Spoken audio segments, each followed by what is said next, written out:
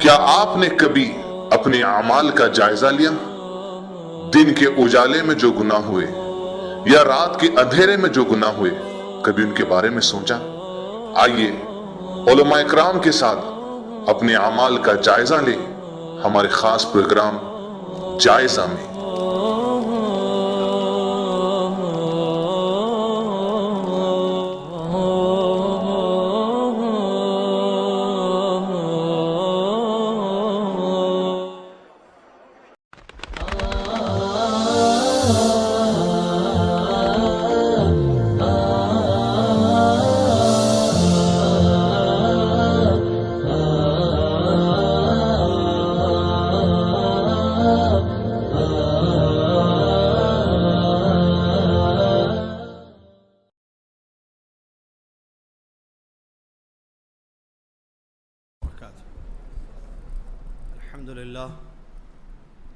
الحمد لله رب العالمين، الصلاة والسلام على رسوله الأمين، أما بعد، أعوذ بالله من الشيطان الرجيم، بسم الله الرحمن الرحيم، يا أيها الذين آمنوا اتقوا الله حق تقاته ولا تموتن إلا وأنتم مسلمون، يا أيها الناس اتقوا ربكم الذي خلقكم من نفس واحدة،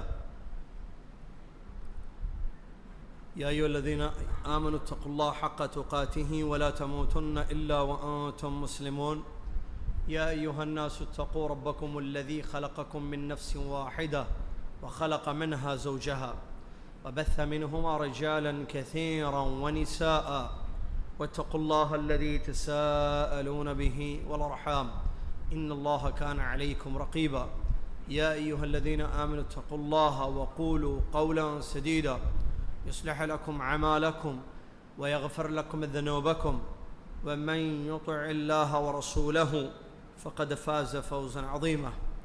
قال المصنف رحمه الله: ودليل الذبح قوله تعالى: قل إن صلاتي ونسكي ومحياي ومماتي لله رب العالمين لا شريك له. ومن السنة: لعن الله من ذبح لغير الله. ودليل النذر قوله تعالى: يوفون بالنذر ويخافون يوما كان شره مستطيرا. الأصل الثاني: معرفة دين الإسلام بالأدلة، وهو الاستسلام لله بالتوحيد والانقياد له بالطاعة والبراءة من الشرك وأهله، وهو 3 مراتب: الإسلام والإيمان والإحسان، وكل مرتبة لها أركان، فأركان الإسلام 5: شهادة لا إله إلا الله وأن محمد رسول الله، وإقام الصلاة وإيتاء الزكاة وصوم رمضان وحج بيت الله الحرام. تمام تعریفیں اللہ عز و جل کے لیے ہے جس کے حکم سے آج بارش ہوئی، جس کے فضل سے، جس کی مہربانی سے ہم پر بارش ہوئی، اور ہم وہی کہیں گے جو حدیث میں نبی علیہ الصلاۃ والسلام نے ہمیں سکھایا: مطرنا بفضل اللہ تعالی، اللہ کے فضل سے ہم پر بارش ہوئی۔ سبحان اللہ بحمدہ سبحان اللہ العظیم۔ اس کے بعد درود و سلام اللہ کے آخری نبی امام الانبیاء محمد الرسول اللہ صلی اللہ علیہ وسلم کی ذات گرامی پر، کہ جنہوں نے حدیث میں اس بات کو بیان کیا کہ بارش کے وقت جو دعا کی جاتی ہے وہ اللہ تعالیٰ ضرور قبول کرتا ہے۔ اللہم صلی علی محمد وعلی آل محمد کما صلیت علی ابراہیم وعلی آل ابراہیم انک حمید مجید، اللہم بارک علی محمد وعلی آل محمد کما بارکت علی ابراہیم وعلی آل ابراہیم انک حمید مجید۔ 3 سوالات ہیں انشاءاللہ آج ہمارے پاس، اور بہت اچھے انعامات ان سوالات کے ہیں جو بہت پیاری پیاری مفید 3 کتابوں پر مشتمل ہے۔ یہ تو دنیا کا انعام ہے جو بندہ یا انسان اپنی حسب استطاعت آپ کو دیتا ہے۔ اللہ عز و جل کے جہاں جو اجر اور انعام ہے اس کا تو کوئی مقابلہ نہیں کر سکتا، وہ تو محفوظ ہے انشاءاللہ آپ کا، بشرطے کہ نیت خالص کی جائے۔ اللہ سے دعا ہے کہ اللہ عز و جل ہمارے زندگی میں اخلاص عطا فرمائے، آمین۔ پہلا سوال یہ ہے، کل ہم نے عبادت کی مختلف قسمیں بیان کی تھیں. عبادت کے انواع و اقسام، اسلام، ایمان اور احسان کے علاوہ بہت ساری قسمیں کل پیش کی گئی تھیں. ان میں سے کوئی 3 قسمیں بیان کیجیے. عبادت کی 3 قسمیں، کل بہت قسمیں پیش کی گئی تھیں سرسری طور پر، اس کا معنی بیان کیا گیا تھا. تو 3 قسم کی عبادتیں بیان کیجیے جو کل ہم پڑھے تھے. جو نہیں پڑھے تھے وہ نہیں، جو پڑھے تھے کل وہ.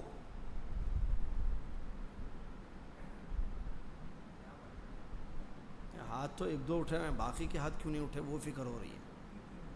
ان کا کیا مسئلہ ہے؟ آپ تھے کل؟ نہیں تھے. پیچھے؟ نہیں.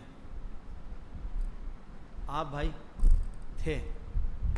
3 قسم کی بات جو کل ہم پڑھے بتائیے. کبیرہ، ذبیحہ، کل ہم پڑھے ذبیحہ. تو آج سٹارٹ کرنا ہے.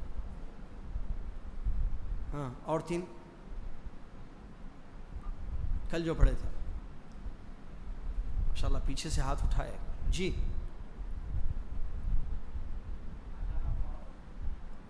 اللہ کا خوف. ہاں ہاں نہیں سنا. خشیت. ہاں ہاں. خشوع. ہاں ہاں. کہاں تھی؟ اللہ کا خوف، خشیت، خشوع. اچھا، خوف، خشیت، خشوع. صحیح ہے، صحیح ہے. آئیے، خوف، خشیت، خشوع. انعام تو پکا ہے، لیکن آتے آتے ایک جواب دیتے ہوئے آئیے، خوف اور خشیت میں کیا فرق ہے؟ آئیے، انعام پکا ہے. آئیے. جی خشیت کہتے ہیں، اور بغیر علم کے جو خوف ہوتا ہے وہ عام خوف. جواب بہت اچھا ہے. مختصر قیام رمضان، تقلید ائمہ یا اتباع رسول، تربیت اولاد. کوئی بات نہیں.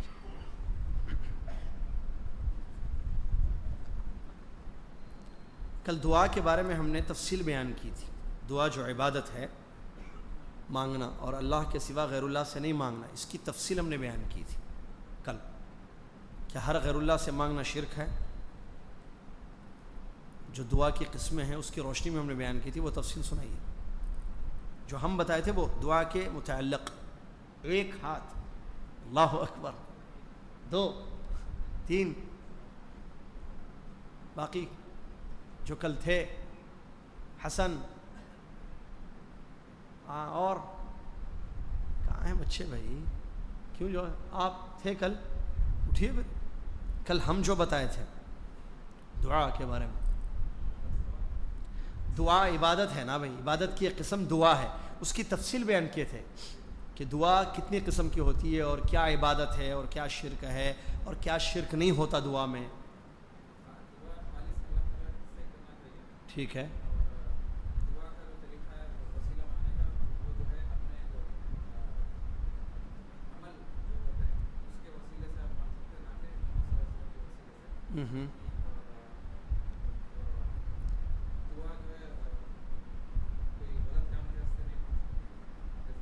ہاں ہاں.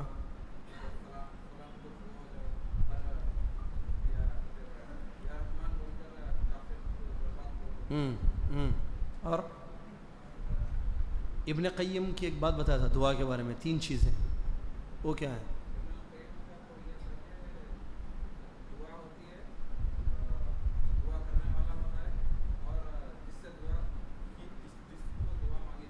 یا جس سے کہ دعا کی جا رہی ہے.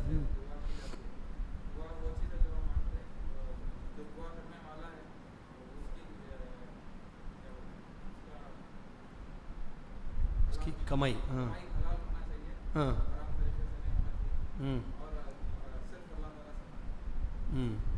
ماشاء اللہ، تقریباً باتیں بتا دی.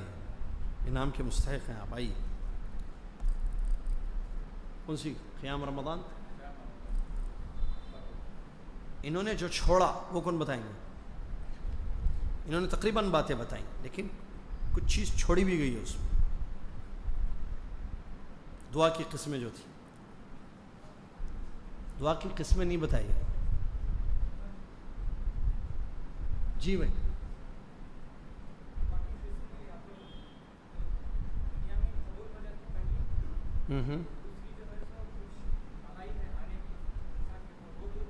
بھلائی برائی، ہاں.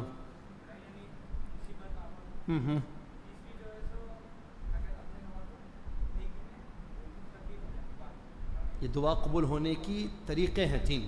ہاں. اور قسمیں کیا ہیں دعا کی؟ ٹھہریے، آپ تو بولے، آپ جو آپ مس کیے وہ بولے وہ، لیکن ایک اور چیز بھی بتایا تھا. غیر اللہ سے مانگنا شرک ہے نا، اس میں تھوڑی تفصیل بتایا. شرک اکبر ہے، ٹھیک، یعنی غیر اللہ سے کچھ بھی مانگے تو شرک. پھر کوئی بھی چیز غیر اللہ سے مانگنا شرک ہے.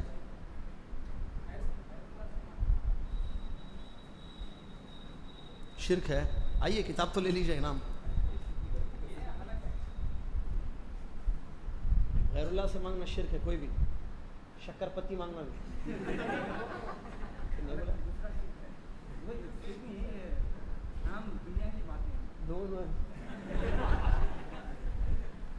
کوئی شرک نہیں ہے. پتی مانگنا شرک نہیں ہے. بتائے تھے. خیر کوئی بات. دعا جو ہے ایک دعا عبادہ ہے، ایک دعا مسئلہ ہے. ایک عبادت کے طور پر جو اللہ عز و جل سے ہم مانگتے ہیں وہ اللہ کے سوا کسی سے نہیں مانگیں گے. ایک اپنی ضرورتیں مانگنا ہے، وہ انسان سے مانگ سکتا ہے، وہ شرک نہیں ہے. جیسے میں پتی، شکر اور کس کی، گیس، یاد ہے نا، گاڑی، موبائل، یاد ہے نا، کل مثالیں دیے تھے. یہ شرک نہیں ہے. وہ چیزیں جو اللہ کے سوا کوئی اور نہیں دے سکتا، وہ چیزیں غیر اللہ سے مانگنا شرک ہے. اولاد کون دے سکتا؟ اللہ. شفا کون دے سکتا؟ اللہ. جنت کون دے سکتا؟ اللہ. نجات کون دے سکتا جہنم؟ اللہ. یہ ہم غیر اللہ سے مانگ رہے ہیں یا قبر والے سے مانگ رہے ہیں، شرک ہے. لیکن وہ جو بندہ دے سکتا ہے، جیسے پانی دیجئے مجھے، تھوڑا پانی دو جی، شرک ہے. یہ صحیح بھی دینا، یہ شرک ہے. میں ان سے پانی مانگا بھی نہیں ہے کیونکہ یہ دے سکتے ہیں. لیکن میں اگر ان سے بولا آپ مجھے جنت میں داخل کر دیجئے نا، نہیں کر سکتے نا. ان کو خود فکر ہے جنت میں جانے، ہم سب کو فکر ہے جی، اس لیے ہم عبادتیں کرتے ہیں. تو یہ نہیں ہے جو بندہ دے سکتا، اس کو ضرورتیں مانگنا ہے، اپنی حاجتیں، ضرورتیں. یہ شرک نہیں ہے، یہ غلط نہیں ہے. اس کو ذہن میں رکھیے.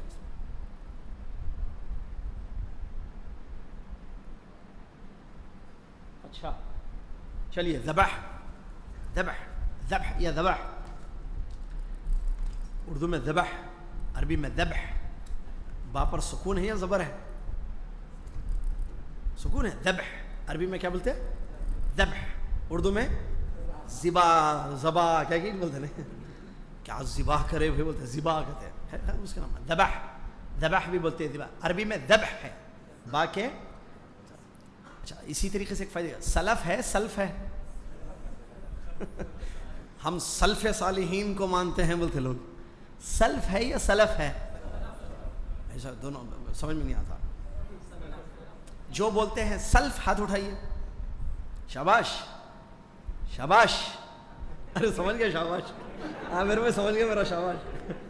ہاتھ نیچے آ گئے. جو کہتے ہیں سلف ہے وہ ہاتھ اٹھائیے. او ماشاء اللہ. ویسے میجورٹی ہمارے پاس دلیل نہیں ہے، لیکن آپ لوگ صحیح بول رہے ہیں اس لیے صحیح ہیں ہاتھ. سلف ہے، سلف نہیں بولنا. سلف کا کچھ اور معنی ہوتا ہے، قرضہ. سلف جو ہم سے پہلے گئے ہیں، جو صحابہ تابعین کو شیخ الاسلام ابن تیمیہ نے کہا ہے سلف بولنا. کیا بولنا؟ تو اس کی نسبت کرتے ہوئے سلفی ہے یا سلفی ہے؟ لام پر کیا؟ زبر. آئندہ سے خیال رکھنا، لام پر زبر.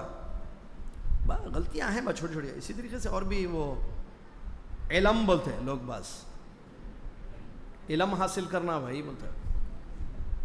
علم ہے، علم ہے. خیر یہ بھی غلطی ہے.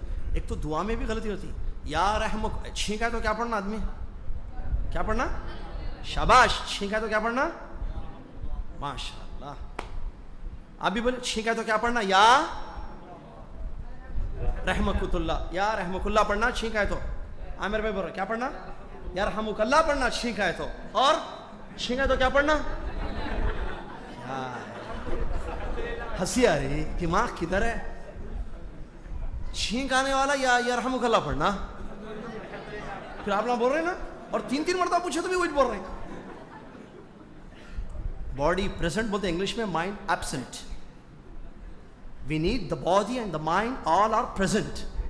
ادھر دونوں بھی ہونا بھائی. دماغ ہے، دماغ کہیں کہ بارش پھر راستے میں آتی کہ نہیں آئی، پتہ نہیں کیا کیا سوچ لے رہے. یرحمک اللہ پڑھا ہو، یرحمک اللہ پڑھا، ارے یرحمک اللہ ہو. سوال سمجھیے، چھینکنے والا کیا پڑھنا؟ الحمدللہ. اس کو جو سنے انہیں کیا پڑھنا؟ ایک بولو بھائی، ایک بولو، ایک بولو، ایک 5 بولے تو سنو. یرحمک اللہ پڑھنا یا رحمک اللہ پڑھنا؟ یہاں بھی غلطی کرتے لوگ، یا رحمک اللہ بولتے ہیں. نہیں، یا رحمک اللہ کیا یا ہے، یا ندا ہے. یہ ورب ہے، یہ ورب. انگلش پڑھے، ورب، ایڈورب، ایڈجیکٹیو، ناؤن، پروناؤن ہے نا، یہ آرٹیکلس وغیرہ. گرامر بھائی انگلش کی، ہم عربی گرامر پڑھاتے بھائی، تو انگلش گرامر سے ٹچ رہتا ہمارا تھوڑا، کیونکہ جس کو پڑھاتے ہو لوگ انگلش پڑھے ہوئے ہیں پورے، تو ان کو سمجھانے کے لیے بولنا پڑتا ہے. ناؤن بولے تو معلوم، اس کو اسم بولتے ہیں. ورب بولے تو معلوم اس کو a word which shows the action in any tense, past tense or present tense or in future tense. I drived, I am driving, I will drive. ہمارے میں آتا تھا استغفر اللہ. ایسے تو یہ ایکشن کسی مجھے بہرحال چھوڑیے، فیل ہے وہ، کہاں گرامر میں کہاں جا رہے ہیں آپ، وہ تو آپ لوگ سیکھ لے رہے ہیں نا نیکسٹ ایئر تک انشاءاللہ. تو کیا بول رہا تھا میں؟ یرحمک اللہ فعل ہے یہ، یرحمک اللہ، اللہ آپ پر رحم فرمائے، دعا دے رہے آپ. تو یا رحمک اللہ بولنا غلط مانا. یا رحمک اللہ، اے آپ کی رحمت، اس کا مانا یا رحمک اللہ کیا مانا؟ اے آپ کی رحمت اللہ، کیا میننگ ہے؟ سمجھ میں نا. ہم جو ہے اس کو دعا دیتے ہیں یرحمک اللہ. حدیث میں کیا ہے؟ یرحمک اللہ. بچپن میں سکھائے تھے، پتہ نہیں کیا یا رحمک اللہ. ویسے جو علم اور بھی بعض غلطیاں کرتے ہیں جناب، ٹھیک ہے. بقی کو جنت البقی بول دیے ہے، یہ سب غلط چیزیں. چلیے، تو ذبح مانے کیا؟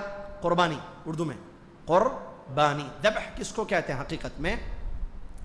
خاص طریقے سے جان نکالنے کے لیے خون بہانا. ذبح کا معنی خاص طریقے سے جان، روح نکالنے کے لیے جانور کی خون کو، اس کو کیا بولتے ہیں؟ ذبح. دا ڈیفینیشن آف دا ذبح یہ ہے کہ جان نکالنے کے لیے، اس کی روح نکالنی ہے. ایک خاص طریقہ جو شریعت نے ہمیں سکھایا ہے، خون کا بہانا، اس کو بولتے ہیں ذبح. تو ذبح عبادت ہے. ذبح کیا ہے؟ یا ذبح کرنا، اردو میں ذبح کرنا کیا ہے؟ قربانی دینا عبادت ہے. اس کی دلیل کیا ہے؟ قل ان صلاتی و نسکی، کہہ دیجئے نبی صلی اللہ علیہ وسلم، بے شک میری نماز اور میری قربانی، میرا ذبح کرنا، و محیایا میری لائف، میری زندگی، و مماتی میرا مرنا، للہ رب العالمین. کس کے لیے ہے سب؟ 4 بھی دیکھیے. نماز میری اللہ کے لیے. یہ کون کہہ رہے ہیں میری نماز اللہ کے لیے؟ جب محمد صلی اللہ علیہ وسلم کی نماز اللہ کے لیے، تو فالوورز کی نماز، اتباع کی نماز، ان کے متبعین امتیوں کی نماز کس کے لیے ہونی چاہیے؟ اسی لیے کیا انداز ہے دیکھیے قرآن کا اسلوب. اے نبی آپ کہہ دیجئے لوگوں سے ان صلاتی، میری نماز. جب نبی کی نماز اللہ کے لیے ہوگی تو بات ختم ہوگی. باقی کے لوگوں کی نماز کس کے ہونا؟ جب نبی کی نماز، نبی کی قربانی اللہ کے لیے ہو گئی تو باقی کے لوگوں کی قربانی. جب نبی کی زندگی اللہ کے لیے ہے تو باقی کے لوگوں کی زندگی، یعنی امتیوں کی زندگی. جب نبی کی موت اللہ کے لیے ہے تو امتیوں کی موت بھی. چلیے، یہ آیت دلیل ہے اس بات کی کہ قربانی عبادت ہے، کیونکہ کہا جا رہا نسکی، میری قربانی، میرا ذبح کرنا للہ، اللہ کے لیے. کون؟ اللہ رب العالمین، جو سارے جہانوں کا رب ہے. لا شریک لہ، اس کا کوئی شریک نہیں ہے، نہ ربوبیت میں کوئی شریک، نہ الوہیت میں، نہ اس کے ناموں میں کوئی شریک، نہ اس کی صفات میں کوئی اس کا شریک ہے. لیس کمثلہ شیء، اس کے جیسی کوئی ذات نہیں ہے. سبحان اللہ. وہ احد ہے ہر چیز میں. احد اور واحد میں فرق ہے. قل هو اللہ احد. احد وہ ہوتا ہے جس کا اثنین نہیں ہوتا ہے. واحد وہ ہوتا ہے جس کا اثنین ہوتا ہے. فائدے کی بات. واحد کا کیا ہوتا ہے؟ واحد یعنی ایک، اس کا 2 بھی ہوتا ہے. کیا ہے واحد کے بعد؟ اثنین، ثلاثہ، اربع، خمسہ، ستة سبعة ثمانية تسعة عشرة. تو واحد کا وہ ہوتا ہے کیا؟ اثنين. لیکن احد کا اثنين نہیں ہوتا. اللہ کی یکتانیت، تونس آف اللہ، اللہ ایک ہے بس، اثنين ہے ہی نہیں اس کا. واحد نہیں بولا اللہ قرآن میں، قل هو اللہ احد. احد وہ ہے جس کا کوئی ثانی نہیں ہوتا ہے. اسی لیے احد کا یہ نہیں کہ قل هو اللہ واحد، قل هو اللہ واحد نہیں ہے، کیونکہ واحد کا مطلب ثانی کا بھی تصور ہوتا ہے دماغ میں. احد خلاص کوئی نہیں ہے پھر دوسرا. چلیے، تو قربانی کی یہ دلیل ہے جو اس آیت میں پیش کی گئی. حدیث سے بھی انہوں نے دلیل دی ہے کہ قربانی عبادت ہے، اللہ کے لیے ہونی چاہیے. وَمِنَ السُّنَّةِ، سنت، حدیث کو سنت بھی کہتے ہیں. ٹھیک ہے، دلیل کیا ہے؟ لعن اللہ من ذبح لغیر اللہ، اللہ کی لعنت ہے اس پر جو غیر اللہ کے لیے ذبح کرے. لعنت کا مطلب بہت اچھا ہے، اللہ کی رحمت سے دوری. بہت اچھے، جزاک اللہ خیر. الابعاد عن رحمت اللہ، آپ کسی کو اللہ کی رحمت سے دور کر رہے ہیں. لعنت ہے. عورتوں میں جو ہے لعنتان ہوتا، ملعون ہے بولتے آواز ہوتا، ملعون کا بچہ بولتا ہے. ملعون کیا ہے؟ ملعون مطلب لعنت. اللہ کی لعنت ہو تم پر بولتے. یا ایک دوسرے پر لعنت نہیں بھیجنا، کیونکہ لعنت منع ہے. کیا؟ لا تلعنوا، قرآن حدیث میں نے منع کیا لعنتیں مت بھیجو ایک دوسرے پر. کیوں؟ کیونکہ لعنت کا کیا معنی ہے؟ آپ اللہ کی رحمت سے اس کو دور کر رہے ہیں. آپ کون ہوتے ہیں اللہ کی رحمت سے دور کرنے والے؟ جیسا کہ کسی آدمی نے ایک آدمی کو کہا کہ اللہ کبھی تجھے معاف نہیں کرے گا. اللہ نے اس کو معاف کر دیا، اس کو کہا میں تجھ کو معاف نہیں کروں گا. حدیث ہے. آپ کون ہوتے ہیں جو یہ کہہ سکتے ہیں اللہ معاف نہیں کرے گا؟ اللہ کی مرضی، اللہ جس کو چاہے معاف کر سکتا ہے. صحیح نا؟ اللہ کی مرضی ہے، مغفرت اس کے ہاتھ میں ہے، بخشش اس کے ہاتھ میں ہے. اسی طریقے سے اللہ کی رحمت سے ہم کون روکنے والے لوگوں کو؟ اس کی مرضی، وہ جس پر چاہے رحم کرے. ہے نہیں؟ اس عورت پر اللہ نے نہیں رحم کیا جو حدیث میں نبی علیہ السلام نے فرمایا، جس نے پیاسے کتے کو جو ہے پانی پلا دیا تھا. جو بری عورت تھی لیکن پیاسے کتے کو پانی پلا دیا اس نے، اللہ نے اس کے گناہوں کو معاف کر دیا، اس پر رحم کیا، اس کو جنت میں داخل کر دیا. اللہ کی مرضی بھائی. تو رحمت الہی سے ہم کوئی روکنا ہماری ہے نہیں ہے، وہ اللہ کی مرضی ہے. اللہ عز و جل جس پر چاہے اپنی رحمتوں کی بارش نازل فرمائے. تو لعنت منع ہے. یہاں کیا ہے؟ لعن اللہ، اللہ کی لعنت ہوتی ہے، یعنی اللہ اپنی رحمت سے دور کر دیتا ہے. کس کو؟ من ذبح لغیر اللہ، جو اللہ کے علاوہ کسی اور کے لیے ذبح کرتا ہے. تو ذبح جو ہے 3 قسم کا ہے. ذبح یا ذبح کرنا، قربانی دینا 3 قسم کا. نمبر 1 عبادت ہے. پہلی قسم عبادت. کیا مطلب؟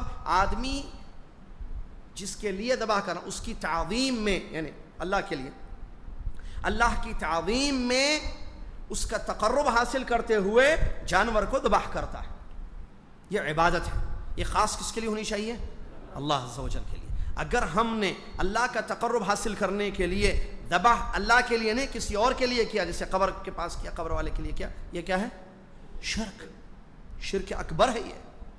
تو پہلی قسم کا ذبح عبادت ہے. کون سی قربانی عبادت ہے؟ کہ آپ جو ہے اللہ کو خوش کرنے کے لیے، اللہ کا تقرب حاصل کرنے کے لیے اس کو بڑا سمجھ کر اس کے نام پر ذبح کر رہے ہیں. تو یہ کیا ہے؟ عبادت ہے. یہ صرف خاص اللہ عز و جل کے لیے ہونی چاہیے، جیسا کہ اللہ نے فرمایا قل ان صلاتی و نسکی. یہ دوسری آیت فصل لربک وانحر. نماز پڑھیے، سورہ کوثر میں ہے نا آیت ہے، انا اعطیناک الکوثر میں. فصل لربک وانحر، نماز اپنے رب کے لیے پڑھیے اور قربانی دیجیے اپنے رب کے لیے. تو قربانی عبادت ہے. تو یہ وہ عبادت. اگر ہم غیر اللہ کے لیے کریں تو شرک. اگر ہم یہ غیر اللہ کے لیے کریں تو یہ شرک ہو جائے گا. چلیے، دوسری قسم کا ذبح جو مہمان کی عزت کرتے ہوئے کسی کو کھلانے کے لیے ذبح کیا جا رہا ہے. جانور ذبح کیا جا رہا ہے کھلانے کے لیے. جیسے مہمان ہے اس کو کھلانے کے لیے، یا آدمی نے شادی کی ہے تو ولیمہ ہے، بکرے کاٹ رہا ہے لوگوں کو، مہمانوں کو کھلانے کے لیے، بکرے یا اونٹ گائے جو بھی ہے ذبح کر رہا ہے. تو یہ کیا ہے؟ عبادت نہیں ہے. یہ اس میں بعض ایسے ذبح یہ کھلانے کی غرض سے کر رہے ہیں، اللہ کا تقرب نہیں، یہ کھلانے کی غرض سے ہے بس. اس میں بعض واجب ہے، بعض مباح ہے، اس میں تفصیل ہے. جیسے ولیمہ ہے، ٹھیک ہے، یا دوسری قسم کی قربانی، وہاں واجب ہو جاتا ہے، ذبح جو ہے واجب ہو جاتا ہے. لیکن ایسے ہی جو ہے گھر میں مہمان ہے، بیٹی داماد آ گئے بکرا کاٹو، یا بیٹا آیا بھائی آ گئے بکرا کاٹو، چلو بھائی.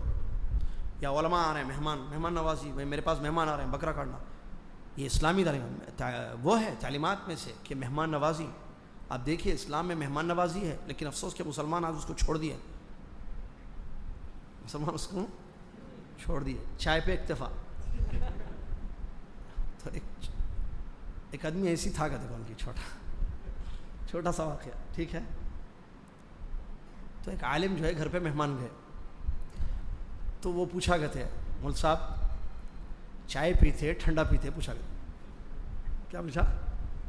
چائے پیتے ٹھنڈا پیتا. تو مول صاحب بولے کہتے کھانے سے پہلے ٹھنڈا لا لیجیے، کھانے کے بعد چائے پینے کے. انہیں شارٹ کٹ نکلنا سوچ رہا تھا. علم والے ہوشیار رہے تھے، مول صاحب کو نقص پہچان دونوں میں سے چائے ٹھنڈا ہے نا، یا تو ٹھنڈا بولی. انہیں کیا سوچا یا تو انہوں ٹھنڈا بولتے یا چائے بولتے، اور کیا بولتے؟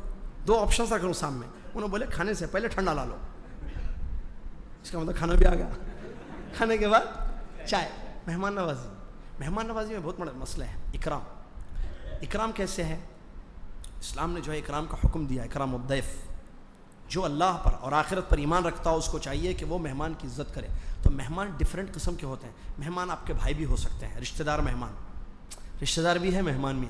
مہمان آپ کے سسرے صاحب ہیں یا ساڑو ہیں وغیرہ ہوتا ہے نا مہمان، یا جو ہے داماد آئے ہیں آپ کے گھر، بیٹی آئی ہے، تو مہمان کی قسمیں. بعض دفعہ مہمان جو ہے ایک عام آپ کا دوست رہتا ہے، ٹھیک ہے، وہ بھی دوست ہے. بعض جو ہے ایک مہمان انون مہمان ہے، نہیں معلوم کون ہے آدمی، وہ آ گیا. بعض دفعہ علماء آتے ہیں، وہ بھی مہمان ہوتے ہیں، اہل علم. تو اکرام کیسے، عزت کیسے؟ ان کے حساب سے. دوست کی مہمان نوازی دوست کی جیسی، عالم کی مہمان نوازی عالم کی طرح، والد کی مہمان نوازی والد کی طرح، سسر کی مہمان نوازی سسر، ساڑو کی طرح، رشتہ دار کی، دوست کی دوست. ایسے ایک عام آدمی آیا ہے آپ کے پاس جو عالم وغیرہ نہیں ہے، ایک عام، اس کی مہمان نوازی اس کے حساب سے. یہ نہیں کہ سب کو میں ایک ہی طریقے سے مہمان نوازی کرتا ہوں سب کی، نہیں. مہمان ڈیفرنٹ، اکرام ڈیفرنٹ. اسی لیے شریعت نے کہا اکرام کہا. تفصیل نہیں بتائی کہ کیسے مہمان نوازی کرنا اسلام میں ہے کہیں، کیا کھلانا کیا پلانا کس کو بولتے ہیں، عادت پر چھوڑ دیا گیا اس کو. اور مہمان کی جو ڈیفرنٹ کوالٹیز ہوتے ہیں اس حساب سے جو ہے آدمی کو وہ چیز کرنی چاہیے. بہرحال چلیے، تو آدمی جو ہے ذبح کرتا ہے مہمان کے لیے. ہمارے پاس اس کا تصور نہیں ہے یہاں، لیکن عربوں میں آج بھی ہے. آپ دیکھیے بکرا ذبح کر دیتے، مہمان آئے تو بکرا کاٹ دیتے سیدھا، بولتے بھائی کل آپ انشاءاللہ تشریف لائیے آپ. بکرا ہمارے پاس، وہ بکرا مرغی نہیں کاٹ سکتے ہم بتا نا. چائے پہ ختم مہمان نوازی ہماری، یہ حال ہے. اللہ رحم فرمائے. بہرحال چلیے، یہ بھی اپنی جگہ اپنے مسائل ہیں. تو یہ دوسری قسم کی ہے قربانی. تو یہ کیا عبادت ہے، اس میں تفصیل ہے. اگر جس کو حکم دیا جا رہا ہے تو واجب ہو جائے گی وہ چیز. جیسے اکرام الضیف میں ہے، وہاں نہیں ذبح ہے، وہاں کیا کہتے ہیں ولیمے میں ہے، ٹھیک ہے. بعض مباح ہوگی، بعض واجب ہوگی. کھلانے کے لیے، اس کو بعض علماء نے کہا کھلانے کے لیے ذبح کرتے ہیں، نیت کیا کھلانے. تو یہ شرک نہیں ہے، یہ کہ آپ مہمان کے لیے ذبح کریں، آپ اللہ کے واسطے نہیں کر رہے نا بکرا. آپ مہمان کے لیے، یا لوگ آ رہے ہیں ولیمے میں اس لیے بکرے کاٹ رہے آپ، تو کیا یہ شرک ہے؟ نہیں، یہ پہلی قسم میں سے نہیں ہے نا یہ. چلیے، تیسری قسم، آدمی فائدہ اٹھانے کے لیے ذبح کرتا ہے خود. اس کی دو شکلیں ہیں فائدہ اٹھانے، یا تو کھانے کے لیے یا تو پیسہ کمانے کے لیے. آدمی کاٹ رہا بکرا، کیوں؟ چلو بھائی بہت دن ہو گئے، 1 کلو 2 کلو 3 کلو نہیں، اپن بکرا کاٹ کے لیں گے. جاتا فیملی کے لیے، خود بھائی اپنی خود کھانے، بیوی بچوں کے اپنے لیے بکرا کاٹ کے لا رہا، اس کو فریج میں رکھ دیا تاکہ جو ہے کھائے ہم، تو یہ جائز ہے. اسی طریقے سے بکرا کاٹ رہا گوشت بیچنے کے لیے، بزنس، بکرے کاٹ رہا فائدہ اٹھانے کے لیے کہ میں گوشت بیچوں گا پیسے لوں گا. حلال ہے یا نہیں؟ جائز ہے.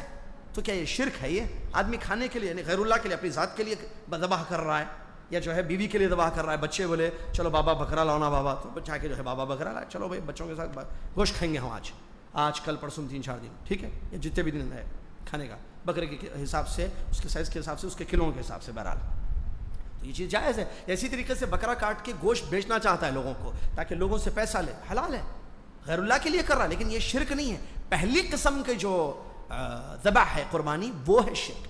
تو ایک عبادت ہے، ایک کھلانا ہے، خود کھانا ہے، ایسا بھی بعض علماء نے کہا ہے. تو کھلانے کے لیے ذبح کیا جائے جائز ہے، شرک نہیں ہے. خود کھانے کے لیے بھی کیا ذبح کرتا ہے وہ بھی جائز ہے، شرک نہیں ہے. وہ جو تعظیم میں کرتا ہے، اللہ کا تقرب حاصل کرنے کے لیے کرتا ہے، وہ شرک ہے. بعض لوگ کیا بولتے ہیں، اب یہاں ایک چھوٹی سی مثال سمجھنے کے لیے، بھائی بسم اللہ بول رہے ہیں نا ہم لوگ، اب لے کے جاتے ہیں بکرے کو، کہاں لے کے جاتے ہیں؟ رحمت آباد لے کے گئے، جہانگیر پیرا لے کے گئے، اور کدھر لے کے جاتے ہیں؟ بہرحال بہت جگہ ادھر ادھر لے کے جاتے ہیں، کوئی گلبرگہ کو بکرا لے کے جاتے ہیں، لاری میں بٹھا کے پورے خاندان میں لے جاتے ہیں نا، چلو ذبح کریں گے، بولتے ارے یہ شرک کیسا ہوتا بھائی، ہم اللہ کا نام لے رہے ہیں نا، بسم اللہ پڑھنے سے ہر چیز حلال ہو جاتی ہے. تو باہر پھرتے تھے لوگوں پکڑ کے بسم اللہ بولو تو سمجھ رہے ہیں، ڈاکس حلال ہو جاتا. نیت کیا ہے؟ بکرا کہیں کو لے کے جا رہے ادھر ان کو کھلانے، انہوں تو کھاتے نہیں، خود کھانے نہیں لے کے جاتا آدمی. پوائنٹ ہے انما الاعمال، کیا نیت ہے؟ بکرا کیوں لے کے جا رہے ہیں جہانگیر پیرا رحمت آباد؟ کیوں؟ وہاں تقرب اللہ مقصد ہے، اسی لیے شرک بولتے ہیں اس کو، کیونکہ آپ یہ چاہتے ہیں کہ یہ ولی ہے، بزرگ ہیں، ان کے قبر کے پاس ہم ذبح کریں گے تو اللہ تعالیٰ جو ہے خوش ہو جائے گا. ذبح لغیر. نبی علیہ الصلوۃ والسلام سے صحابہ نے فرمایا کہ ایک مقام ہے مدینہ میں ایک جگہ ہے جہاں ہم چاہتے ہیں کہ اللہ کے نام پر ذبح کیا جائے جانور، کیا ہم کر سکتے ہیں اس پلیس پر، اس جگہ پر؟ تو نبی علیہ السلام نے سوال کیا، کیا زمانے جاہلیت میں اس جگہ پر غیر اللہ کے نام پر ذبح ہوتا تھا کیا؟ صحابہ نے کہا نہیں ایسا تو نہیں ہے وہ جگہ. کہا تب تو ٹھیک ہے، اللہ کے لیے ذبح کرو. کیا مطلب؟ غور کیجئے حدیث پر، کیا وہ جگہ ایسی ہے جہاں غیر اللہ کے نام پر ذبح کیا جاتا تھا ماضی میں؟ یہ سوال نبی صلی اللہ علیہ وسلم کا. تو میرے بھائی نیت ہے اصل وہاں پر، آپ کیوں لے کے جا رہے ہیں وہاں، کیوں ذبح کر رہے ہیں؟ سیدھی خود کھانے والا تو وہاں نہیں لے جاتا، گھر میں ذبح کرتا، یا تو جو ہے ہال میں یا کہیں تو بھی میدان میں ذبح کر لیتا گھر کے پاس، یا لوگوں کو کھلانے کے لیے بھی وہاں نہیں لے کے جاتا. وہاں نیت ہے اصل، نیت میں تقرب اللہ ہے، اسی لیے اس ذبح کو شرک کہا گیا. وما اہل بہ لغیر اللہ، قرآن میں اللہ نے فرمایا حرمت علیکم المیتۃ والدم ولحم الخنزیر وما اہل لغیر اللہ بہ، غیر اللہ کے نام پر جو جانور چڑھائے گئے. مشرکین مکہ یا عرب کے جو ماضی کے مشرکین تھے وہ جانوروں کو غیر اللہ کے نام پر ذبح کرتے تھے. تو یہ چیز غلط ہے، یہ چیز غلط ہے. چلیے اس کے بعد ایک چھوٹا سا مسئلہ، شریعت کے مطابق ذبح کیسے کرنا چاہیے؟ بسم اللہ کہنا جو تعلیمات ہے معلوم ہے، اللہ کا نام بسم اللہ اللہ اکبر، اور چھری کو تیز کرنا حدیث میں، تاکہ جو ہے اس کو جانور کو تکلیف نہ ہو. جو اسلام یہ تعلیم دیتا ہے وہ ٹیررزم کی تعلیم کیسے دے گا؟ بدنام کرتے ہو دنیا والوں. ہمارا اسلام ٹیررزم کی دعوت نہیں دیتا ہے، امن و امان پیغام شانتی کے لیے آیا دنیا میں، ہر انسان کو اس کا حق دیا جائے، سب سے پہلے پیدا کرنے والے کو اس کا حق دو. یہ اسلام کی دعوت ہے میرے بھائی. مسلمان اگر کوئی غلط کرتا ہے تو اس کی وجہ سے اسلام کو ٹیررزم کا مذہب نہیں کہا جائے، یہ دہشت گردی پھیلانے والا مذہب نہیں ہے ہمارا مذہب امن و امان کی تعلیم دینے والا مذہب ہے ہمارا. اگر کوئی مسلمان غلطی کرتا ہے تو وہ اس کی غلطی ہے، اسلام نے ایسا حکم نہیں دیا ہے، لہذا اس کی غلطی کو عام نہ کیا جائے. پکڑو مارو اسلام میں نہیں ہے. اسلام میں ہے پکڑو مارو، پکڑنا مارنا، پکڑو کاٹو، ہے اسلام میں؟ یہ کہاں ہے اسلام میں؟ اگر اسلام میں جہاد ہے تو اس کی تفصیل ہے، جہاد کب فرض ہوتی ہے، کیا ہے، کس کے ساتھ، کیسے، تفاصیل ہے، اس کے شروط کنڈیشن. علامہ البانی رحمۃ اللہ علیہ نے، دیگر علماء نے فتوے ذکر کیے ہیں. کوئی جہاد کا انکار نہیں کر سکتا ہے، جہاد قرآن و حدیث سے ثابت ہے، لیکن اس کی تفصیلات اپنی جگہ ہے. ہر پکڑو مارے کو جہاد نہیں بولتے، پکڑنا مارنا جہاد نہیں ہے.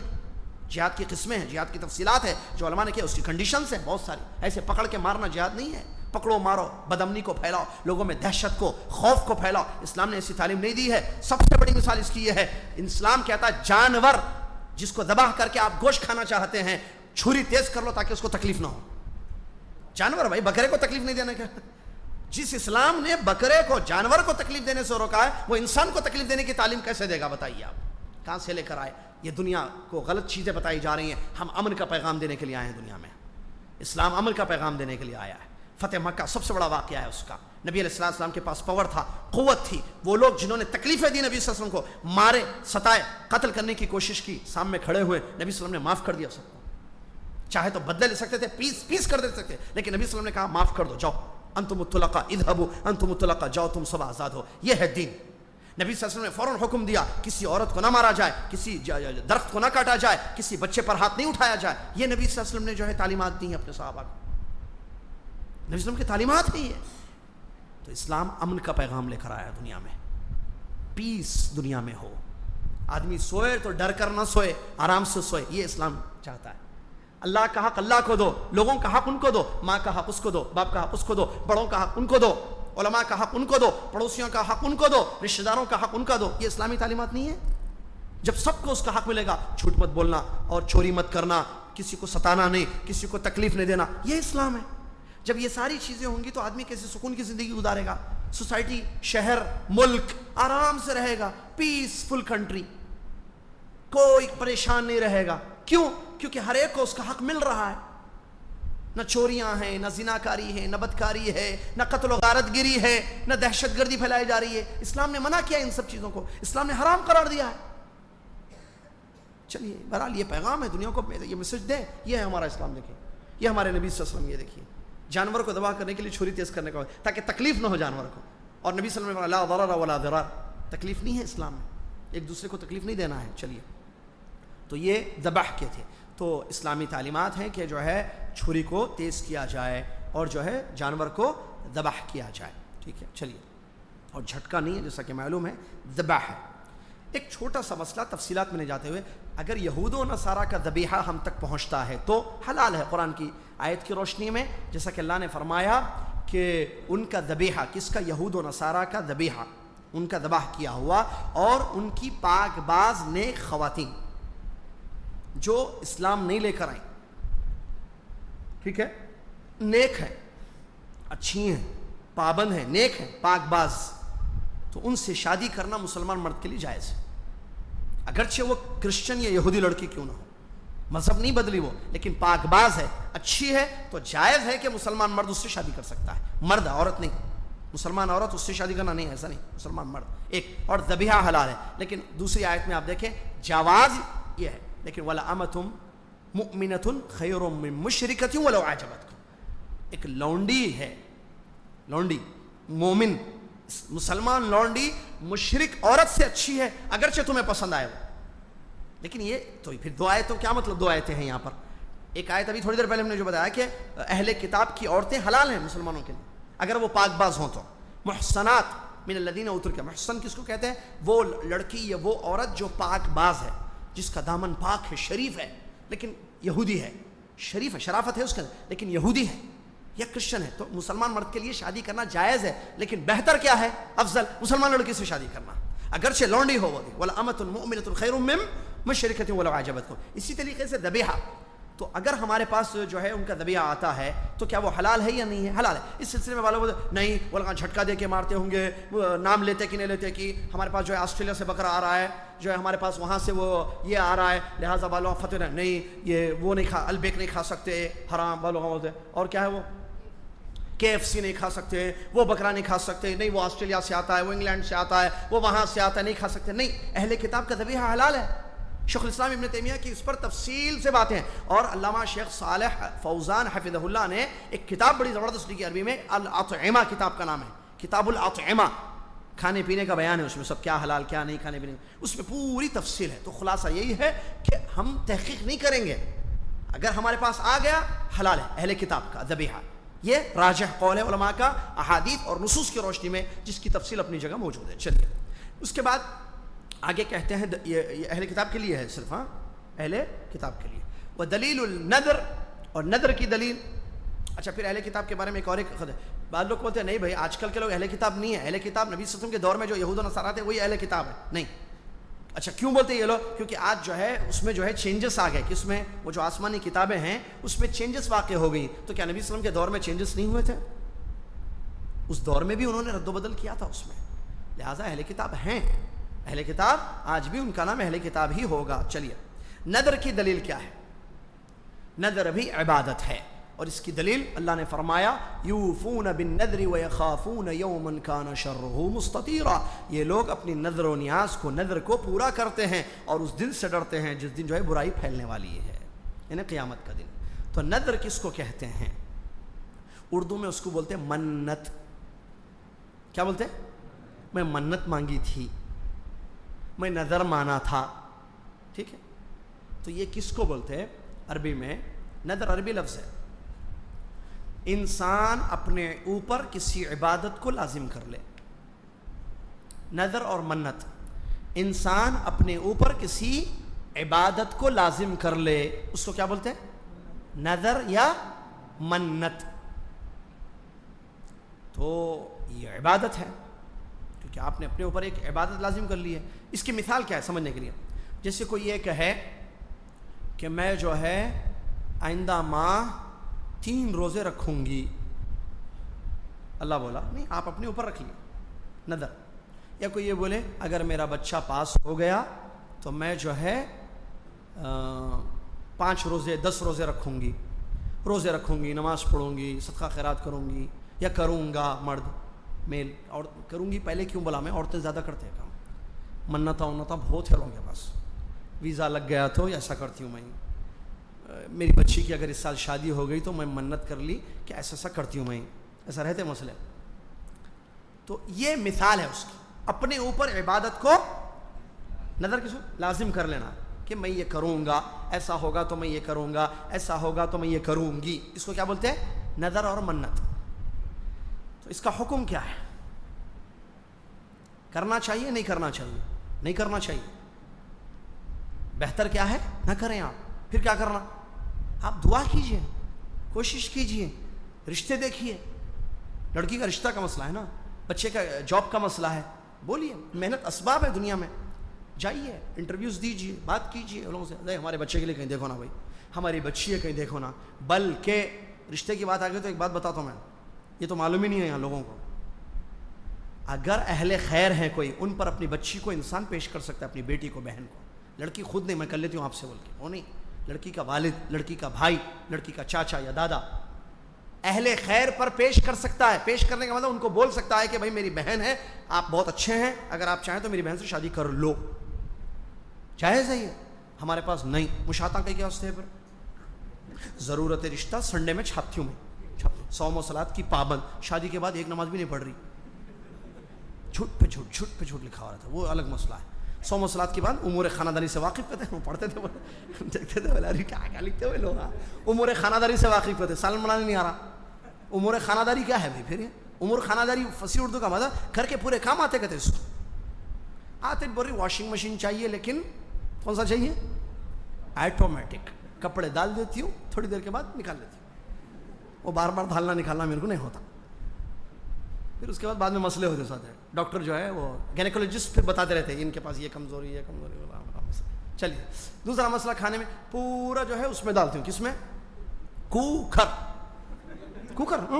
اس میں ڈال دیتے ہوں، سیٹی آنے کے بعد نکالتے ہوں۔ پہلے جو ہے بھونتے تھے ٹھہر کے، عورتیں ٹیسٹ آتا تھا کھانے میں، سالن کا ٹیسٹ بھوننے سے، ہانڈی بھوننا بولتے اس کو، معلوم، ٹھہر کے ٹماٹے ڈالنا، وہ ڈالنا، بھوننا، محنت ہے اس میں۔ آج کل نہیں، لڑکیوں کو پورا ڈالنا، سو ٹماٹے ڈال رہے کہتے، پیاز ڈال رہے کہتے، وہ تو میں دیکھا عجیب مسئلہ ہے، بس سیٹی آتی ہے، بس 2-3-4 سیٹیاں کی بات ہے، پک گیا پورا، ہو گیا، نکالو سالن ڈالو، لو کھاؤ۔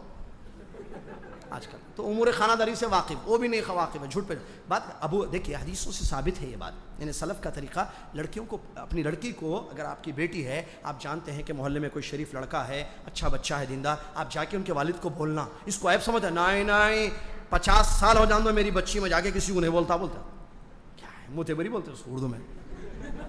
ابو بکر صدیق رضی اللہ، عمر ابن خطاب رضی اللہ تعالیٰ عنہ کا واقعہ معلوم ہے نا آپ کو، عمر ابن خطاب رضی اللہ تعالیٰ عنہ اپنے بیٹی حفصہ کے بارے میں ابو بکر صدیق کے پاس گئے اور کہا کہ اے ابو بکر صدیق رضی اللہ، میں چاہتا ہوں کہ آپ میری بیٹی سے شادی کر لیجئے۔ عمر کہہ رہے ہیں کہ آپ چاہے تو میری بیٹی سے شادی، میں چاہتا ہوں کہ آپ میری بیٹی سے شادی کر لیں۔ والد بول رہے ہمارے پاس ہے تصور اس کا، تو کیا ان کے پاس غیرت نہیں تھی؟ ہمارے پاس غیرت زیادہ ہے، باتیں ہیں خالی، غیرت وہاں بھی تھی، عمر کے پاس غیرت نہیں تھی۔ تو ابو بکر صدیق خاموش بیٹھ گئے، کچھ بھی نہیں جواب دیا۔ عمر بولے یہ کیا ہے، میری بیٹی میں کیا کمی ہے، کیوں؟ بہرحال اس کے بعد عثمان رضی اللہ عنہ کے پاس گئے، وہ بھی خاموش۔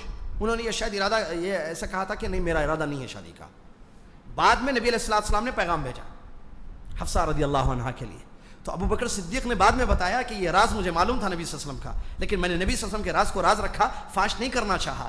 تو علماء بتاتے ہیں اس سے دلیل، بلکہ بخاری میں روایتیں ہیں اس سلسلے میں کہ باپ بادا گئے کہ اپنی بیٹی کو یا اپنے ماتحت جو لڑکی ہے، بہن ہے، بیٹی ہے، جو بھی بھتیجی ہے، نواسی ہے، جو بھی ہے، اہل خیر پر پیش کرنا کہ آپ جو ہے اچھے ہیں، نیک لوگ ہیں، آپ چاہیں تو جو ہے ہماری بچی سے شادی کر لیں، یہ ہے اسلام میں، اسلام میں یہ چیز ہے۔ تو بہرحال نظر مانتے ہیں تو نظر نہیں ماننا چاہیے، اسباب اپنانا چاہیے، اللہ سے دعائیں کرنی چاہیے، لیکن اگر آپ نظر ماننا ہی چاہتے ہیں مانیے، جائز ہے، جواز ہے اس کا، لیکن وہ غیر اللہ کے لیے نہیں ہونی چاہیے، کیونکہ نظر یا منت 2 ٹائپس کی ہوتی ہے، ایک نظر طاعہ، ایک نظر معصیہ۔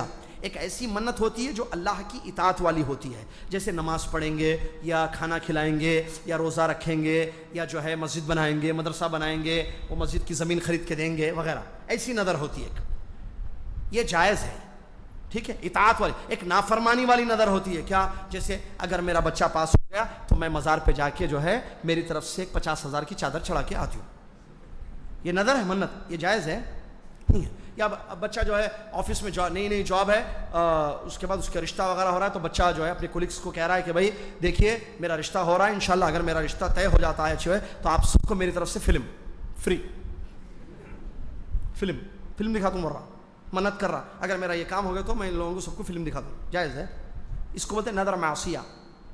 یا جو ہے کوئی عورت بول رہی، استغفر اللہ، دیکھیے کیسی، اگر میرا کام بن جائے، میرے شوہر کے پورے پرابلمس ختم ہو جائے تو میں اپنی چوٹیوں سے جو ہے مزار کی جھاڑو دوں گی، نظر مانتے کہتے ایسا بھی، میری چوٹیوں سے جھاڑو دوں گی مزار کی کہتے، وہاں جا کے کچھ وہ کروں گی، چڑھاؤں گی، چڑھاوا چڑھاؤں گی، یہ سب حرام ہے، جائز نہیں ہے۔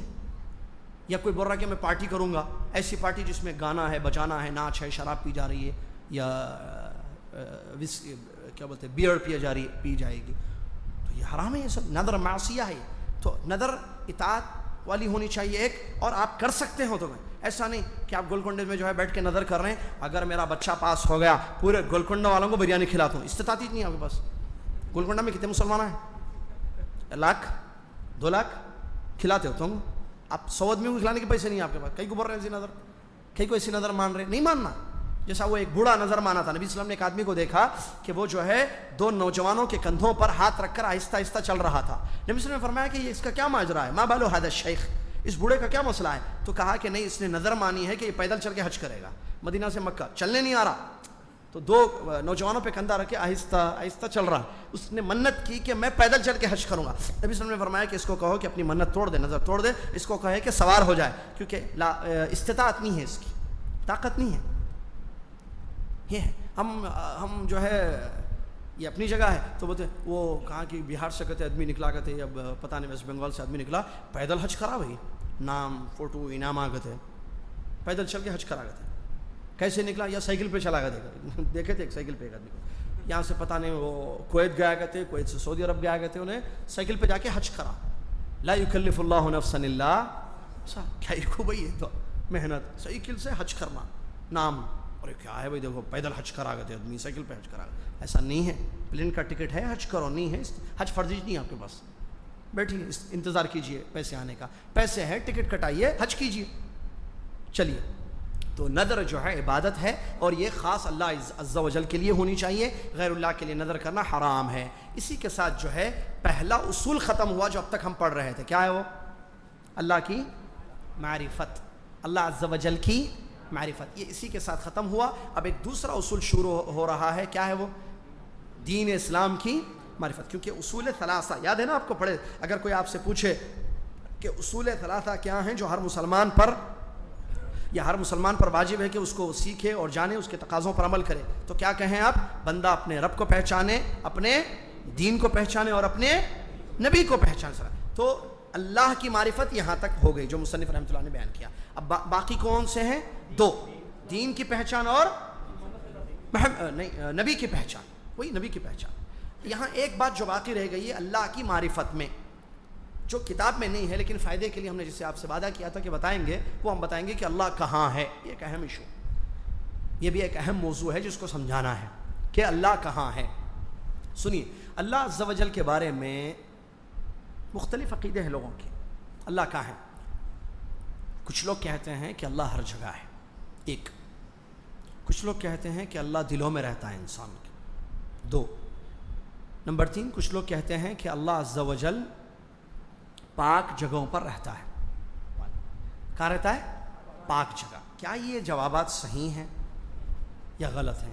کیسے معلوم کریں گے کسی سوال کا صحیح جواب؟ قرآن اور حدیث۔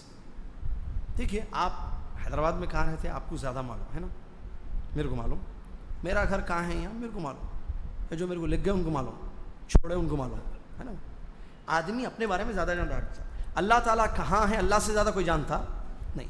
اچھا، اللہ کے بعد وہ تو خالق ہے اپنے۔ چلیے، مخلوق میں سب سے زیادہ اللہ کے بارے میں جاننے والے کون؟ نبی صلی اللہ علیہ وسلم۔ تو ہم دیکھیں گے قرآن میں کیا ہے اللہ تعالیٰ کے بارے میں، اللہ کہاں ہے، نبی صلی اللہ علیہ وسلم نے حدیثوں میں کیا فرمایا اللہ کے بارے میں. پھر نبی صلی اللہ علیہ وسلم کے بعد سب سے زیادہ کون جانتے اللہ کو؟ صحابہ.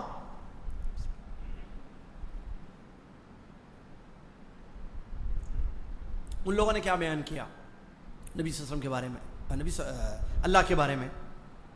پھر اس کے بعد عقلی دلیل بھی جو علماء نے بیان کی. یہ سب دلیلیں ہم جب غور کرتے ہیں تو معلوم ہوتا ہے کہ اللہ ہر جگہ نہیں ہے، اللہ دلوں میں نہیں ہے، اللہ پاک جگہوں پر نہیں ہے، بلکہ اللہ عز و جل صرف اور صرف عرش پر ہے. کیا دلیل اس کی؟ بہت ساری دلیلیں. کیسا کریں گے؟ کنٹینیو کر دو اس کو 5 منٹ. آج نماز بھی تاخیر سے ہوئی ہے معلوم ہے نا. میں چاہ رہا ہوں کہ اس موضوع کو ختم کر کے ہم چلے جائیں، مطلب ادھر پڑھ لیں. بہت اہم موضوع ہے یہ. اچھا پہلی بات اور ایک بات کیا ایسا پوچھنا نہیں پوچھنا اللہ کہاں ہے بول کے؟ نبی صلی اللہ علیہ وسلم نے پوچھا تھا. ایک صحابی جو ہے ان کے پاس بکریاں تھے، آپ کو معلوم نا بکریاں وغیرہ بہت تھے صحابہ جو ہے کرتے تھے وہ کام. تو ایک عورت ان کے پاس جو ہے لونڈی ایک بکریاں چراتی تھی ان کی. تو وہ نبی صلی اللہ علیہ وسلم کے پاس آئے، کہا کہ میں چاہتا ہوں کہ جو ہے اپنی لونڈی کو آزاد کروں یا اس لونڈی کے بارے میں بتائیں. تو نبی علیہ السلام نے کہا کہ اس کو لے کر آؤ. وہ اس عورت کو لایا گیا جو بکریاں چراتی تھی صحابی کی. تو نبی علیہ السلام نے 2 سوالات کیے اس سے. پہلا سوال این اللہ، اے عورت بتا اللہ کہاں ہے؟ تو اس عورت نے کہا اللہ آسمانوں میں ہے، اوپر. دوسرا سوال نبی صلی اللہ علیہ وسلم نے فرمایا من انا، میں کون ہوں، میں کون ہوں؟ تو اس عورت نے کہا انت رسول اللہ، آپ اللہ کے رسول صلی اللہ علیہ وسلم ہیں.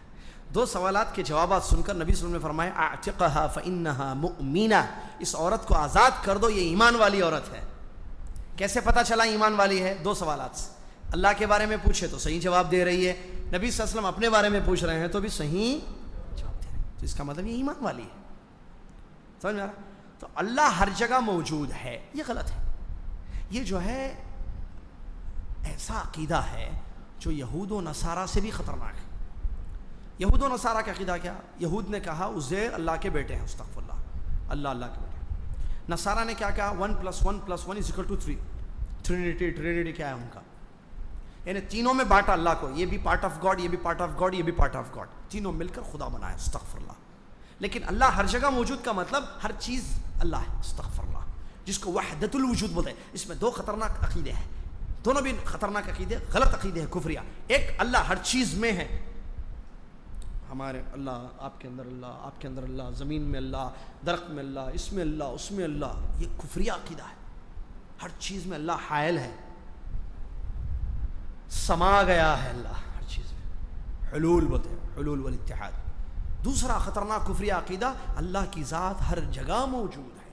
کیا مطلب ہر جگہ؟ ناپاک پاک جگہ سب جگہ. یہاں اللہ ہے مسجد عباد الرحمن میں، یورپ کی روڈوں پر بھی ہے، گھروں میں بھی ہے لوگوں کے، مسجدوں میں بھی ہے، مدرسوں میں بھی ہے، مکہ میں بھی ہے، مدینہ میں بھی، ہر جگہ ہے. کیا مطلب؟ اللہ یہاں وہاں سب جگہ ہے. نعوذ باللہ جو ہے ناپاک جگہ ہیں، ٹوائلٹس ہوتے ہیں، وہاں بھی ہے اللہ. پھر بولے نہیں وہاں نہیں، پاک جگہ اللہ ہے. تو پاک بہت ساری جگہ ہے، ساری مسجدیں پاک، مدرسے، بہت سارے لوگوں کے گھر پاک ہوتے ہیں، روڈز پاک ہوتے ہیں، آفیسز پاک ہوتے ہیں، کمپنیاں پاک ہوتی ہیں، بعض سب جگہ ہے اللہ. نہیں بولا اللہ ہمارے دل میں ہے. دل میں ہے کہاں ہے؟ دل میں کیا ہے وہ جانتا، بول کے آیت ہے انہ علیم بذات الصدور، بے شک وہ جانتا ہے تمہارے سینے میں کیا ہے. جانتا ہے بولا اللہ، یا اللہ ہے بولا؟ وہ تو ہم بھی بولتے ہیں اللہ کو معلوم ہے سینوں میں کیا ہے، لیکن اللہ اندر ہے نہیں. تو پھر کیا صحیح جواب ہے؟ اللہ عرش پر ہے، اوپر ہے. ہم جب قرآن پڑھتے ہیں، حدیث سے پڑھتے ہیں، یہی معلوم ہوتا ہے، دوسرا جواب ہی نہیں ہے. اور اس کی بھی تفصیل ہے، دلیلیں کئی ٹائپ کی ہیں. بعض جگہ صراحت کے ساتھ، یعنی ویری کلیئرلی، جس کو بولتے ہیں آپ انگلش میں، کلیئرلی یہ بات بتائی گئی کہ اللہ عرش پر مستوی ہے. جیسے قرآن میں 7 ایسی آیتیں ہیں جہاں یہ ہے کہ اللہ عرش پر مستوی ہے. جیسے اللہ نے فرمایا سورہ طہ کی آیت دیکھیے، الرحمن علی العرش استوى. اور ایک آیت هو اللہ الذی خلق السماوات والارض فی 6 ایام ثم استوى. تو ایسے 7 آیتیں ہیں، آپ چیک کیجئے قرآن میں، جس میں کلیئرلی ڈائریکٹلی یہ بات بتایا گیا ہے کہ اللہ عرش پر مستوی ہے. دوسری ٹائپ کی دلیل جو ہے علویت کو بتایا گیا اللہ کہ اللہ اوپر ہے. جیسے وَهُوَ الْعَلِيُّ عظیم. قرآن کی آیت وَهُوَ الْعَلِيُّ الْعَظِيم. کیا مطلب وَهُوَ الْعَلِيُّ الْعَظِيم؟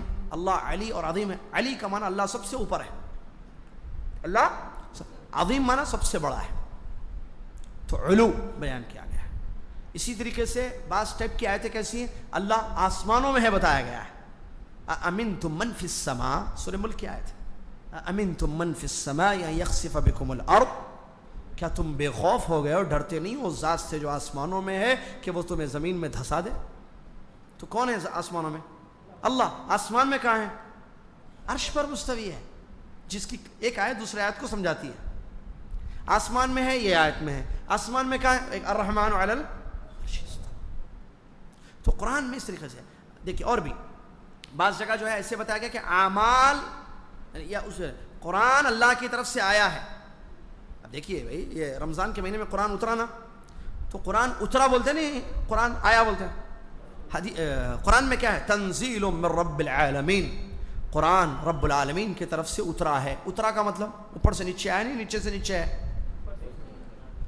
اوپر سے نیچے آئے. نزل به الروح الامین, قرآن میں اللہ نے فرمایا نزلہ کیا ہے, نزل روح الامین یعنی امانت دار فرشتے جبرائیل علیہ السلام قرآن کو لے کر نیچے اترے. کیا مطلب؟ اللہ کہاں ہے؟ اسی طریقے سے بعض آیتوں میں ایسا بتایا گیا عمل انسان کا اللہ کے پاس اوپر جاتا ہے. والعمل الصالح يرفعه, قرآن کی آیت ہے. نیک عمل اوپر اللہ کے پاس جاتا ہے, تو اللہ کہاں ہے؟ اوپر. یہ سب دلیلیں ہیں. عیسیٰ علیہ السلام کے بارے میں کیا عقیدہ ہے آپ کا؟ سولی پر چڑھایا گیا ایسے ایسے نہیں. ہمارا عقیدہ کیا ہے؟ وما قتلوه وما صلبوه, قرآن کہتا ہے نہ لوگوں نے ان کو قتل کیا, نہ لوگوں نے انہیں کراس سولی پر چڑھایا. پھر بل رفعہ اللہ الیہ, اللہ نے اپنی طرف اٹھا لیا. تو جب اللہ نے اپنی طرف اٹھایا تو اللہ کہاں ہے؟ اوپر. یہ دلیلیں ہیں قرآن کی. ٹھیک ہے, حدیثوں میں بھی دلیلیں ہیں. نبی علیہ السلام نے عورت سے پوچھا, یہ نبی علیہ السلام نے جو ہے حجۃ الوداع کے موقع پر لوگوں سے خطاب کیا اور کہا اللہ تعالیٰ تم سے میرے بارے میں پوچھنے والا ہے, تم کیا جواب دو گے؟ کہا اللہ تعالیٰ آپ کے بارے میں ہم سے پوچھے گا تو ہم کہیں گے کہ آپ نے پوری امانت داری سے ہم تک دین پہنچا دیا, خیر چاہی ہماری, پورا دین ہم تک پہنچا دیا. تو نبی صلی اللہ علیہ وسلم نے اپنی انگلی کو آسمان کی طرف اٹھا کہا اے اللہ گواہ رہنا, دیکھ تیرے بندے گواہی دے رہے ہیں. تو آسمان کی طرف انگلی اٹھانا کیا کس بات کی دلیل ہے؟ اسی طریقے سے نبی علیہ السلام جو ہے ممبر پر جمعہ کے دن جو ہے خطبہ دے رہے تھے, ایک بدو دیہاتی آیا, آ کر اس نے شکایت کی کہ اللہ کے نبی صلی اللہ علیہ وسلم بارشیں رک گئی ہیں, لوگ بھوک سے مر رہے ہیں, جانور جو ہے پیاسے ہیں, کھیتیاں وہ کیا بولتے اس کو سوکھ گئی ہیں, آپ دعا کیجیے کہ اللہ بارش برسائے. تو نبی علیہ السلام نے آسمان کی طرف دیکھا اور اللہ سے کہا اے اللہ ہم پر بارش برسا, اے اللہ ہم پر بارش برسا. نبی علیہ السلام ابھی ممبر سے نیچے تشریف نہیں لائے تھے, صحابہ نے دیکھا کہ ابر کی ٹکڑیاں جمع ہونا شروع ہو گئی. نبی صلی اللہ علیہ وسلم کی دعا تھی, اللہ نے فوراً قبول کی. خوب بارش ہوئی, پورا 1 ہفتہ بارش ہوئی مدینہ میں. نیکسٹ جمعہ پھر وہ آیا, اے اللہ کے نبی صلی اللہ علیہ وسلم پانی بہت زیادہ پڑ رہا ہے, گھروں میں گھر برباد ہو رہے ہیں, کھیتیاں خراب ہو رہی ہیں, دعا کیجئے کہ اللہ بارش روک دے. صحیح حدیث ہے. تو نبی صلی اللہ علیہ وسلم نے پھر آسمان کی طرف ہاتھ اٹھایا کہ اے اللہ بارش روک دے. لیکن دیکھیے کیسے, اے اللہم حوالینا ولا علینا, اے اللہ ہم پر روک دے, پڑوس جو مدینہ کے پڑوس کی بستیاں ان پر برسا, پڑوسیوں کا خیال وہاں بھی کیا نبی صلی اللہ علیہ وسلم. تو یہ بھی حدیث اس بات کی دلیل ہے کہ اللہ کہاں ہے؟ اوپر ہے.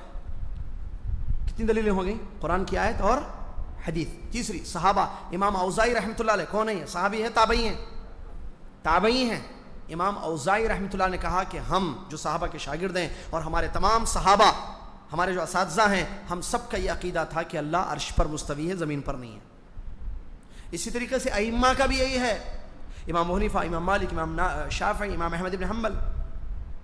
امام ابو حنیفہ رحمۃ اللہ علیہ سے کسی نے سوال کیا آپ جس رب کی عبادت کرتے ہیں اس کے بارے میں کیا عقیدہ ہے, وہ کہاں ہے؟ کہا میں جس رب کی عبادت کرتا ہوں وہ اوپر ہے, عرش پر, زمین پر نہیں ہے, زمین پر نہیں ہے. یہاں ایک پتے کی بات بتاؤں یا نہیں, جو لوگ جو ہے اپنے آپ کو حنفی کہتے ہیں ہمارے بھائی, وہ پورے ہش نہیں حنفی. یہ پتے کی بات. عقیدہ انہوں نے امام ابو حنیفہ رحمۃ اللہ کا عقیدہ صحیح ہے. عقیدہ امام ابو حنیفہ سے نہیں لیے, ابو منصور ماتوریدی سے لیے. فقہی مسائل لیے صرف, ہاتھ کام باندھنا, نماز کیسا پڑھنا, جو طریقے ہیں نا عبادات کے, وہ خالی امام ابو حنیفہ رحمۃ اللہ علیہ سے لے لیا. تو فقہی مسائل میں امام کو فالو کرتے ہیں, بس عقیدے میں امام کو نہیں فالو کرتے.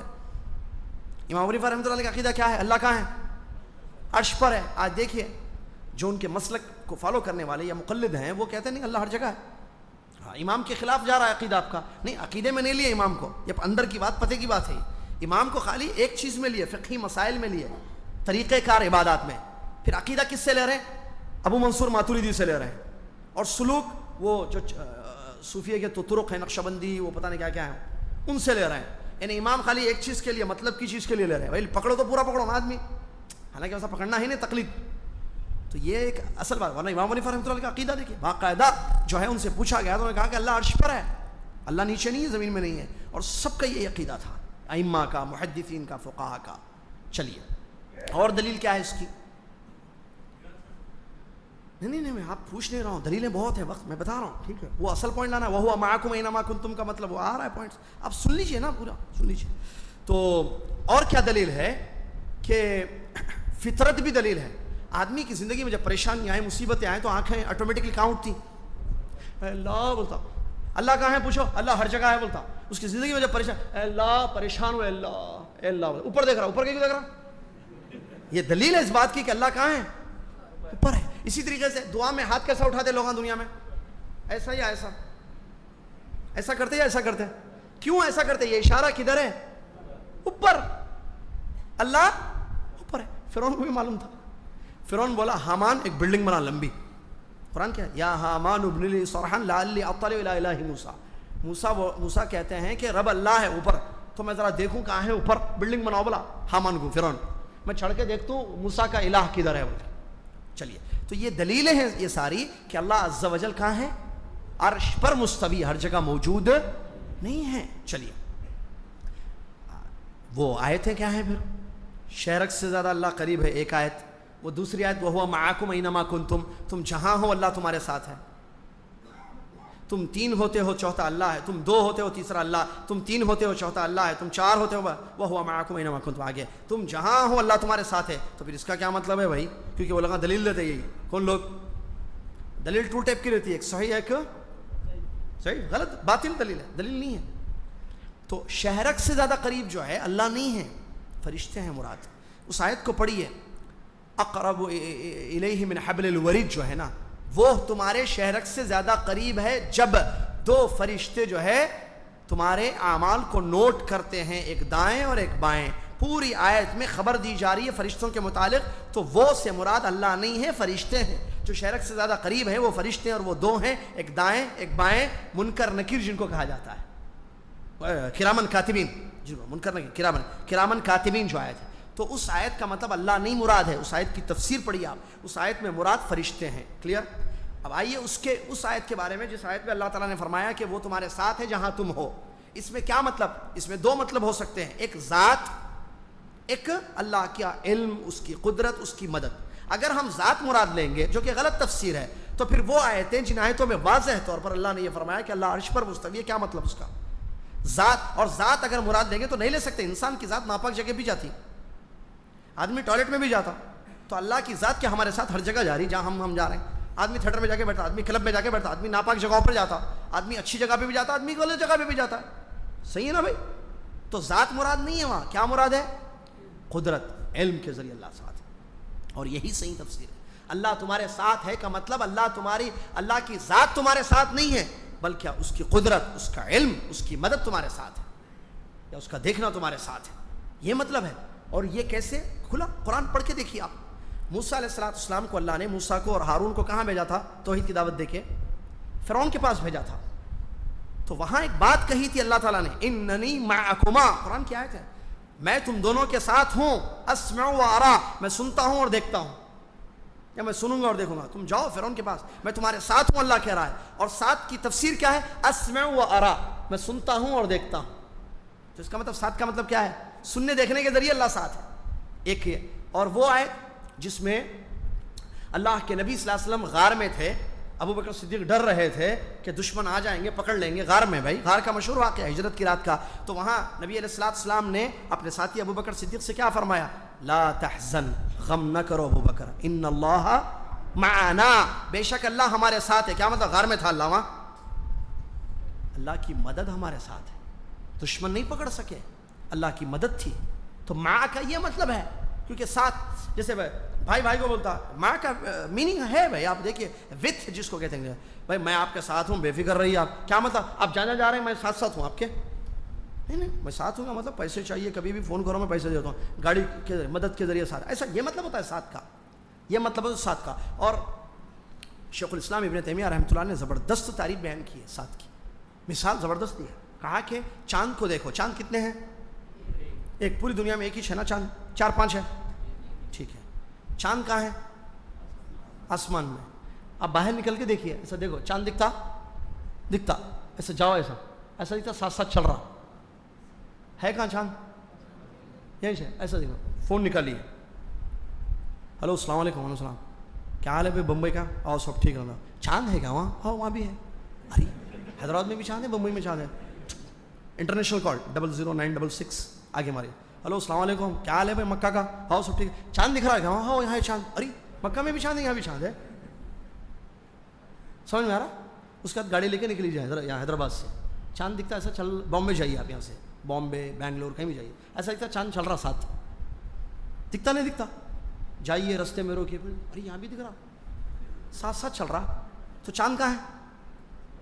اوپر ہے نا، پھر آپ کے ساتھ بول رہے ہیں. شیخ الاسلام ابن تیمیہ نے سمجھایا ایک مخلوق ہے اللہ کی ہے، ایک مخلوق اللہ کی. چاند آسمان پر رہ کر روشنی کے ذریعے دنیا والوں کے ساتھ ہو سکتا ہے، تو کیا اللہ عز و جل عرش پر مستوی ہو کر قدرت، علم، تائید، مدد کے ذریعے اپنے بندوں کے ساتھ نہیں ہو سکتا ہے؟ یقیناً ہو سکتا ہے. اللہ تعالی ہم کو سمجھنے کی توفیق عطا فرمائے. اللہ تعالیٰ جو ہے ایمان اور عقیدہ ہمارا مضبوط اور صحیح رکھنے کی توفیق عطا فرمائے. آمین. وآخر دعوانا الحمدللہ رب العالمین، والسلام علیکم ورحمۃ اللہ وبرکاتہ.